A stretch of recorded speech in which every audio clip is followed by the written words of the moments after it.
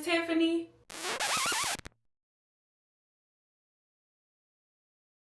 Come to the front. What's up, y'all? Welcome back to the channel. Today I'm gonna be a little bit transparent, which is some shit I do not be doing with y'all. Let's really have a discussion today. Let's really have a discussion. And today's discussion is gonna be about the B word, baby. Bankruptcy. It's actually several stigmas of bankruptcy out there. You shouldn't be filing for bankruptcy. You just need to pay your bills and you need to sit with your consequences, and you made the bed so you need to lay in it. Life happens. Life happens, and life happens fast. Things come at you quick, and before you know it, it's just you in a dark room and your credit card bill on your neck. On a serious note, y'all. So I went ahead and I made the jump. I went ahead and filed.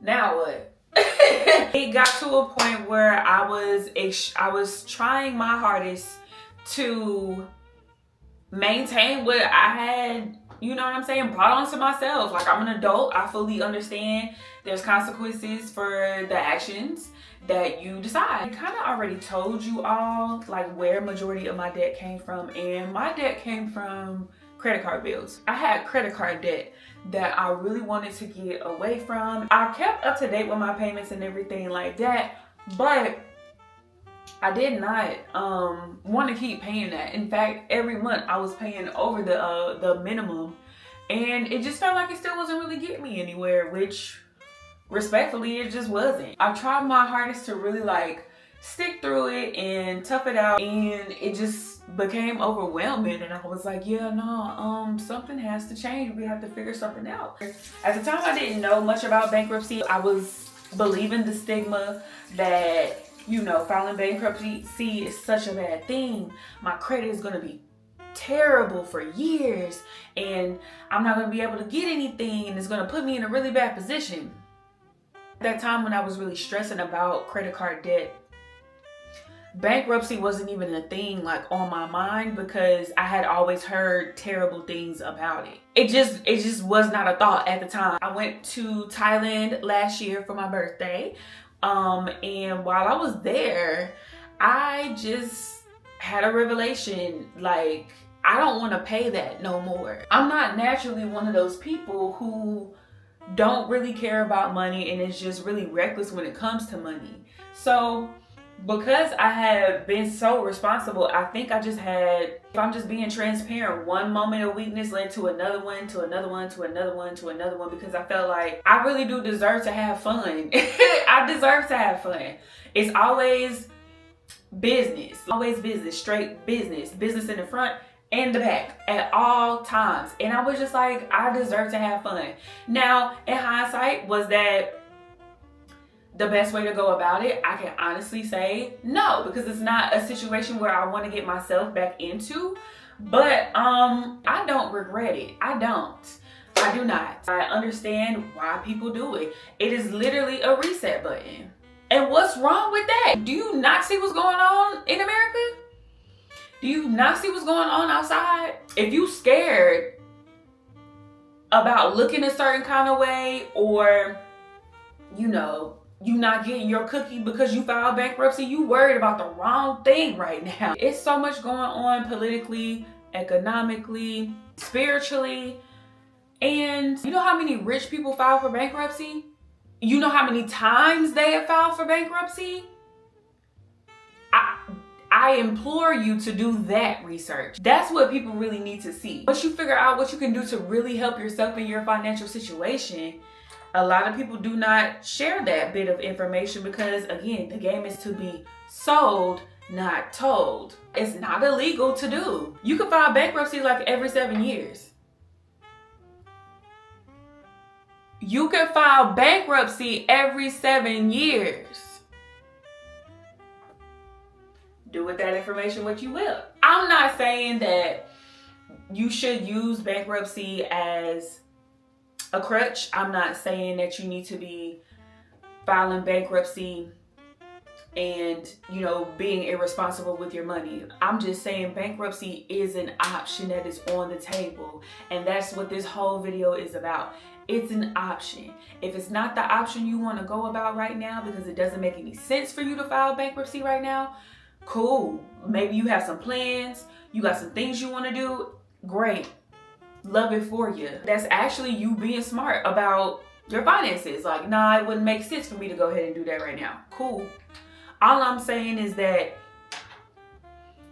don't listen to the people.